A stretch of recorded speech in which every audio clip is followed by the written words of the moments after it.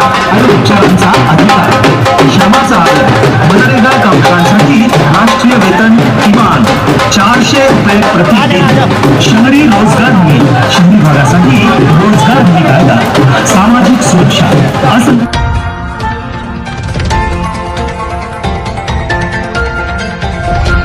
पूरे देश में जो है लोकसभा का चुनाव लगे, उसी तरह जो गोंदिया भंडारा का जो है लोकसभा का चुनाव जो है गरमाया हुआ है माहौल। और मैं इस वक्त हूँ हनुमान चौक में, यहाँ नाना पटोले आ रहे हैं, यहाँ से पद यात्रा शुरू है। उसी तरह देख सकते हो मुंबई के भी कुछ कार्यकर्ता है, महिला कार्यकर्ता भी आए। आइए जानने का प्रयास करें, क्या बोलेंगे, बाहर से आप लोग आए हो गोंदिया में, क्या माहौल है? माहौल तो बहुत अच्छा है। अभी यहाँ पे तो कांग्रेस का हम हर घर में जहाँ जहाँ पे जा रहे हैं, आज सुबह से हम यहाँ पे लगे हैं गोंदिया में, तो ऐसा लग रहा है कि अब यहाँ पे 100% नहीं 1000% कांग्रेस का सीट आने वाला है। बहुत अच्छा माहौल है यहाँ पे। मुंबई से गोंदिया है, गोंदिया की जनता को क्या आह्वान करेंगे? गोंदिया की जनता को यही आह्वान करूंगी कि जो सरकार निकम्मी है वो सरकार बदलनी है, तो ज़रूर कांग्रेस को वोट करके जो निकम्मी सरकार है बदल दीजिए।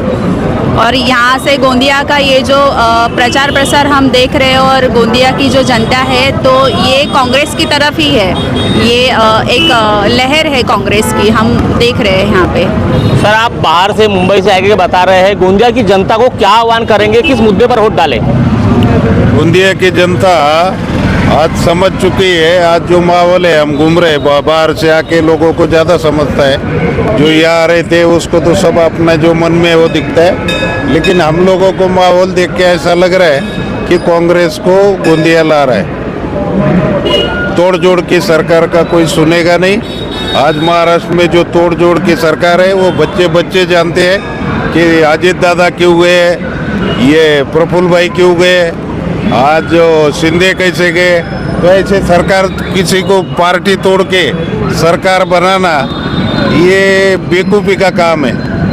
और वो उसी में भी बोलते हैं कि हमने सरकार 2 पार्टी तोड़ के बनाया। ये जो देवेंद्र जी ने बोला, इससे तो मेरे को लगता नहीं कि ये मर्दानी काम है। और आज जो भाजपा कांग्रेस मुक्त कराने जा रही थी, आज भाजपा जो है कांग्रेस युक्त हो गई है, कांग्रेस के साथ हो गई है भाजपा। सांसद सुनील मेंढे कार्य प्रणाली के बारे में क्या बताएंगे?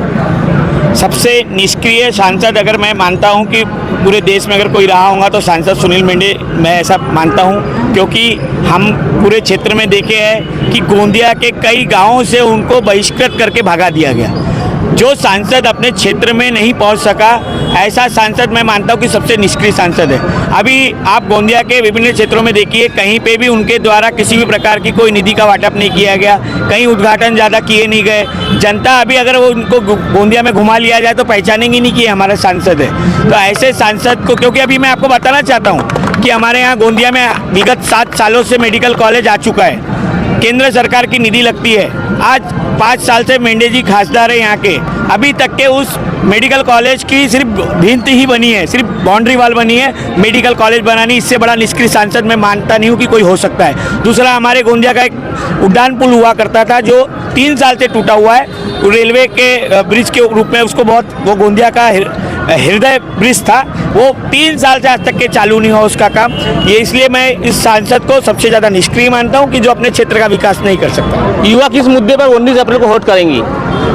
जिस हिसाब से 5 साल पहले सुनील मेंढे जी को गोंदिया भंडारा लोकसभा की जनता ने जिताया था, उस 5 साल में युवाओं के प्रति कोई भी अच्छा कार्य सुनील मेंढे जी ने नहीं किया। 1-2 बार उन्होंने दिखावे के नाम पे बेरोजगार महिलाओं टाइप में पॉलिटेक्निक कॉलेज में लिया, और उसमें आज तक किसी को नौकरी लगी यह कहीं सुनने में नहीं आया, और बहुत निष्क्रिय रहा। गोंदिया में 3-4 समस्या है, मेडिकल की, उड़ान पुल की, एक डंपिंग यार्ड कचरा नगर परिषद की। आज तक के 5 साल में उन्होंने कहीं भी ये समस्या का हल नहीं किया और बहुत ही निष्क्रिय सांसद रहे। इसलिए आज उनको जनता जो जिस गांव जाते हैं उस गांव से उनको भगाया जाता है। इससे ज़्यादा क्या दुर्गति होगी कि जो एक भाजपा जो राष्ट्रीय पार्टी रहती है उसके उम्मीदवार को अगर किसी गांव से जनमानस लोग भगाया जाता है, इससे दुर्गति कुछ नहीं हो सकती। और जो भारतीय जनता पार्टी है सिर्फ भ्रष्ट नेताओं की पार्टी रह गई है, उनमें ऐसी कोई जनता के लायक का कोई कार्य नहीं रहा है। क्या बोलेंगे आप? महिला हो, महिलाओं की क्या सुविधा है? महिलाओं के लिए मोदी जी ने जो करे थे अब की बार मोदी सरकार जो नारा लगाए थे उनने, महंगाई इतनी कर चुके हैं नारियों के लिए, तो नारी परेशान हो गई, त्रस्त हो गई है महंगाई के लिए। आज जो कांग्रेस के ज़माने में जो गैस का अंडा था वो इतना सस्ता था, आज वो मोदी जी ने इतना महंगा कर दिया है कि महिलाएं सोच में पड़ गई है कि खर्चा कैसे करें और घर कैसे चलाएं। क्या बोलेंगे? आपकी बार मोदी जी का नारा है 400 पार, क्या बोलेंगे? अब की बार 400 बार मोदी जी बोल रहे हैं, लेकिन मोदी जी के बीजेपी पक्ष में कितने अदर पक्ष के लोग गए जो कि 400 पार कैसी होगा। गठबंधन में तो क्या ऐसी भी 400 पार नहीं होगा, 200 के ऊपर नहीं जाएगा। आरएसएस का यह है, सर्वे रिपोर्ट है कि 220 के ऊपर जाने वाली नहीं है बीजेपी सरकार। अच्छे निर्मला सीतारमण के जो मिनिस्टर है उन्होंने कहा है, उनका भी स्टेटमेंट है कि 220 के ऊपर नहीं जाएगा। ये यानी ऑल इंडिया लेवल पे सर्वे है। महाराष्ट्र इस बार आने वाले चुनाव में? आने वाले चुनाव में इस बार लोकतंत्र को बचाव के लिए पूरी भारत देश की जनता लगी हुई है। इसमें भारतीय जनता पार्टी का बहुत दारुण पराभव होएगा और इन्होंने जिनको सत्ता के दम पर दबा के रखा है वो अपनी घर वापसी करेंगे, ऐसा हमें पूरा विश्वास है। महिला वर्ग कितनी सुरक्षित है? बिल्कुल भी नहीं है सुरक्षित। आज मणिपुर जैसी घटना हुई इस देश में और इस देश के पंतप्रधान चुपके लिए बैठे हुए थे, तो उससे जाहिर निषेध होता है कि महिला वर्ग सुरक्षित नहीं है। इनका जो नारा है बेटी बचाओ बेटी पढ़ाओ बेटी बचाओ, ये नारा पूरी तरीके से गलत साबित हो गया है। महिला वर्ग पूरी तरीके से नाराज है, बिल्कुल असुरक्षित है। आने वाले लोकसभा के चुनाव में क्या परिवर्तन देखना होगा? मिलेगा परिवर्तन? बिल्कुल मिलेगा। जिस प्रकार मोदी जी बोल रहे 400 पार करेंगे, आप देख रहे कि भाजपा इस तरह खोखली हो गई है कि आप महाराष्ट्र का राजकारण देखोगे, उन्होंने शिवसेना को थोड़ा, शिंदे गुट को ले लिया, एनसीपी को थोड़ा, अजित पवार को ले लिया। अब इनसे उनका पेट नहीं भरा तो कल परसों मनसे की मीटिंग में उन्होंने समर्थन किया। तो आप देख रहे कि किस तरह से इन लोगों को टुकड़े में जरूरत पड़ रही है, फिर भी इनका आंकड़ा पार नहीं हो पा रहा है। तो मुझे नहीं लगता कि ये लोग 400 पार कर पाएंगे। महाराष्ट्र में भी ये 400 का 40 भी नहीं होंगे, 20 भी नहीं होंगे, क्योंकि इस तरह का बदलाव लोगों ने मानसिकता बना ली है। क्योंकि यहाँ का एक युवा भी जिनको रोजगार की उम्मीद थी उनसे रोजगार छीन लिया गया। आज कोरोना काल से जो लोग बेरोजगार है, आज भी बेरोजगार है, पान की टपरी पे घूम रहे, इन लोगों के लिए कोई व्यवस्था सरकार ने नहीं की और बहुत जनता नाराज है। और निश्चित ही रूप में इस बार बदलाव की राजनीति इस देश में दिखेगी और गोंदिया भंडारे से डॉक्टर प्रशांत यादव पटोले प्रचंड बहुमत से विजय होंगे, ऐसी अपेक्षा है। क्या बोले, क्या माहौल है यहाँ? तो पूरा कांग्रेसमय वातावरण हो गया है, क्योंकि पिछले जो खासदार थे मेंढे जी, उन्होंने ना अपना कोई चेहरा दिखाई इस क्षेत्र में, ना किसी प्रकार की विजिट है, ना कोई कार्य है। इसीलिए आम आदमी उनसे तंग त्रस्त हो गया है। और आप सभी को मालूम है कि बीजेपी सरकार अपने खोखले वादे करके उनके किसी प्रकार का कोई ज़मीन पे कोई कार्य नहीं है, वो सिर्फ खोखले वादे कर रहे हैं और हमारे देश की जनता को हिंदू मुस्लिम और जाति भेद फैलाकर गुमराह कर रहे हैं। क्या बोलेंगे, महिला सुरक्षित है? कांग्रेस के राज में ही सिर्फ महिला सुरक्षित थी, अभी महिला बिल्कुल सुरक्षित नहीं है। वे अब अलग अलग जगह के अलग अलग है, रोज के पेपर में, न्यूज़पेपर में हम लोग अखबार में पढ़ रहे हैं। इसलिए हम लोग मुंबई से यहाँ पे आए हैं कांग्रेस का प्रचार। मुंबई से आप लोग? हम लोग मुंबई से आए हैं यहाँ। क्या गोंदिया वासियों को आह्वान करेंगे आप? हम लोग गोंदिया वासियों को ये आह्वान करेंगे कि आपका हालात बदलेगा, हालात, इसलिए आप कांग्रेस को वोट कीजिए। मुंबई से आप लोग आए, क्या आह्वान करेंगे महिला वर्ग गोंदिया वासी की? मैं पुणे से आई हूँ। अच्छा, आप पुणे से आए, क्या आह्वान करेंगे? गोंदिया वासियों को यही आह्वान करना है कि बीजेपी की सत्ता इस टाइम छोड़ के और कांग्रेस को वोट करना चाहिए, क्योंकि जितना जो कुछ भी बढ़ गया है, मार्केट रेट जो बढ़ गया है, सिलेंडर के भाव बढ़ गए हैं, जो लोगों को बेच के खा रही है सरकार, तो वो कहीं तो रुकना चाहिए। और राहुल जी की जो 5 गारंटी है वो लोगों ने हर किसी ने पढ़ के और कांग्रेस को वोट करना चाहिए। धन्यवाद। मैम, आप मुंबई से आए, गोंदिया वासियों को क्या संदेश देना चाहेंगे? क्या देश में इस बार परिवर्तन की लहर छाई हुई है?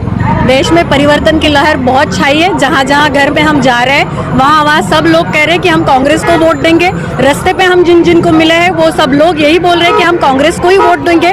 और यहाँ पे आने के बाद गोंदिया वासियों को देखने के बाद हमें भी बहुत जोश आया है। हम सुबह से काम कर रहे हैं कि इस जोश को देख के हम सबको बोल रहे हैं कि कांग्रेस अभी इस बार आएगी और जो हमने 5 गारंटी जो राहुल जी ने बताई है उसका पूरा हम उसका ये भी करेंगे आगे चल के। महिला वर्ग किस मुद्दे पर वोट करने वाली इस बार? महिला नारी के लिए जो 5 गारंटी में उनके लिए गारंटीज दिए उसके लिए महिलाएं वोट करेंगी।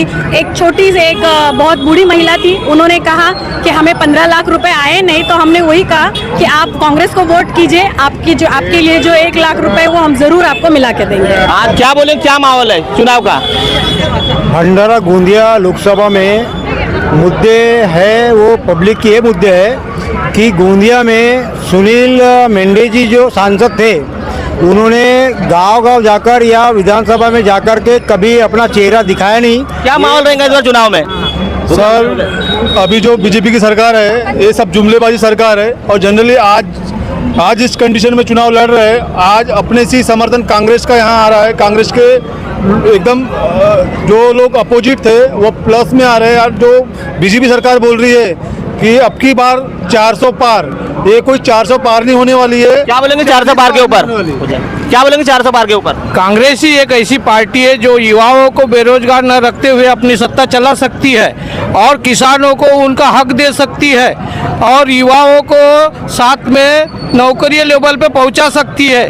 कांग्रेस के राज्यों में हमने बहुत सी ऐसी युवाओं को रोजगार मिलते हुए देखा है जो मोदी सरकार ने आज तक 10 सालों में चूतिया बनाने का काम की है। इस प्रकार का माहौल देखने के बाद अब 19 अप्रैल को जनता अपना बहुमूल्य वोट देकर किसे आशीर्वाद देती है, ये देखने वाली बात है। उसी तरह देख सकते हो महिला वर्ग मुंबई से खास गोंदिया में प्रचार प्रसार करने के लिए आए हैं। महिला वर्ग को काफी अच्छा संदेश दिया है उन्होंने कि इस मुद्दे पर आप वोट कर सकते हो और देश में परिवर्तन की लहर ला सकते हो, देश को बचाने के लिए। इस प्रकार उन्होंने आह्वान किया है। अब आने वाली 19 अप्रैल को देखना बाकी होगा जनता बहुमूल्य वोट देकर किसे सांसद बनाती है और गोंदिया भंडारा का सांसद कौन बनता है, कौन गोंदिया भंडारा का नेतृत्व करता है और जो बनने के बाद जो जनता के साथ कितने खरे वादे करते हैं वो देखने वाली बात होगी। दर्शकों बने रहे इस तरह खबर देखने के लिए। सरोज कावड़े के साथ मयन लिल्लारे, गोंदिया।